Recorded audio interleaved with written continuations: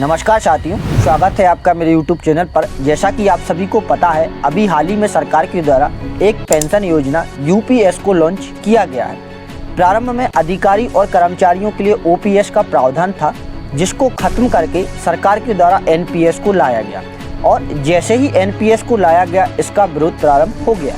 अधिकारी कर्मचारियों ने इसका लगातार विरोध किया और इस विरोध का प्रभाव कई चुनावों में भी देखने को मिला। अभी हाल ही में हुए लोकसभा चुनाव में भी इसका प्रभाव देखने को मिला, जिसके कारण सरकार बैकफुट पर आई है और एनपीएस को बंद करके अब एक और पेंशन स्कीम यूपीएस को लॉन्च किया है। यूपीएस यानी यूनिफाइड पेंशन स्कीम, जिसके तहत कुछ बदलाव किए गए हैं और एनपीएस में सुधार करके ही यूपीएस को लाया गया है। आज की वीडियो में हम जानेंगे कि सरकारी कर्मचारियों और अधिकारियों को पेंशन का निर्धारण करने वाले नेताओं यानी सांसदों और विधायकों को कितनी पेंशन मिलती है, क्या उनको वेतन मिलते हैं और तथा किस प्रकार के भत्ते मिलते हैं। वीडियो को शुरू करने से पहले आप सभी साथी चैनल को सब्सक्राइब कर लें। तो चलिए वीडियो को शुरू करते हैं। सबसे पहले हम जानते हैं सांसदों के बारे में। तो सांसदों को कितना वेतन मिलता है। तो सांसदों के वेतन का निर्धारण वेतन, भत्ते और पेंशन निर्धारण अधिनियम 2018 के तहत किया जाता है, जिसके तहत प्रत्येक सांसद को 1 लाख रुपए प्रति माह की सैलरी मिलती है। इसके साथ में यदि सत्र चल रहा हो या किसी समितियों की बैठक चल रही हो तो उसको 2000 रुपये प्रति दिवस के रूप में दैनिक भत्ता दिया जाता है। शर्त यह रहती है कि वह लोकसभा सचिवालय में रखे हुए रजिस्टर में साइन कर रहा हो। सैलरी के अलावा 60,000 रुपये प्रति माह कार्यालयीन भत्ता भी दिया जाता है, जिसमें 20,000 रुपये स्टेशनरी तथा डाक व्यय का रहता है।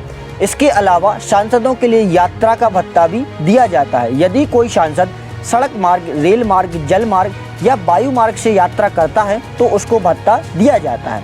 इन भत्तों के साथ और वेतन के अलावा सांसदों को पेंशन भी दी जाती है। यदि कोई सदस्य, चाहे वह राज्यसभा का रहा हो या लोकसभा का रहा हो, उसका कार्यकाल खत्म हो जाता है तो उसके बाद 25,000 रुपये प्रति माह उसको पेंशन दी जाती है। और यदि सदस्य का कार्यकाल 5 वर्ष से अधिक का रहा हो तो प्रत्येक वर्ष के लिए पर माह उसे 2,000 रुपये एक्स्ट्रा दिए जाते हैं। सदस्य की मृत्यु के पश्चात पेंशन के हकदार उसके परिवार वाले या आश्रित रहते हैं, जो कि 50% हिस्सा उनको दिया जाता है। इसी प्रकार से विधायकों के वेतन, भत्ते और पेंशन के प्रावधान हैं। इन प्रावधानों में सबसे इंटरेस्टिंग फैक्ट यह है कि पेंशन के निर्धारण के लिए किसी भी न्यूनतम कार्यकाल का प्रावधान नहीं है। यदि आप केवल 24 घंटे के लिए भी सांसद या विधायक चुने जाते हैं तो आपको आजीवन पेंशन दी जाएगी। इसके अलावा यदि आप 80 वर्ष की उम्र में भी सांसद या विधायक चुने जाते हैं तो आपके कार्यकाल के खत्म होने के बाद आपको पेंशन दी जाएगी। इसके अलावा कोई सांसद विधायक का चुनाव जीत जाता है तो उसे विधायक पद की सैलरी और सांसद पद की पेंशन दी जाएगी। साथ में यदि कोई विधायक सांसद पद का चुनाव जीत जाता है तो उसे विधायक पद की पेंशन और सांसद पद की उसे सैलरी दी जाएगी। और यदि कोई व्यक्ति दोनों पदों पर रहा होगा तो उसे दोनों पदों की पेंशन दी जाएगी।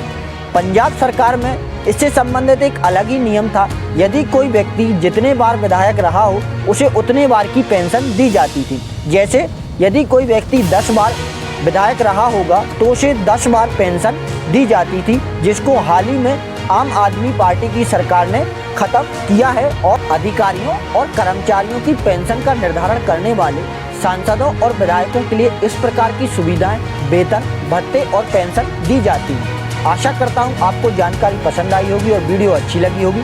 वीडियो अच्छी लगी हो तो वीडियो को लाइक कर लें, चैनल को सब्सक्राइब कर लें तथा सभी साथियों के साथ शेयर करें। धन्यवाद।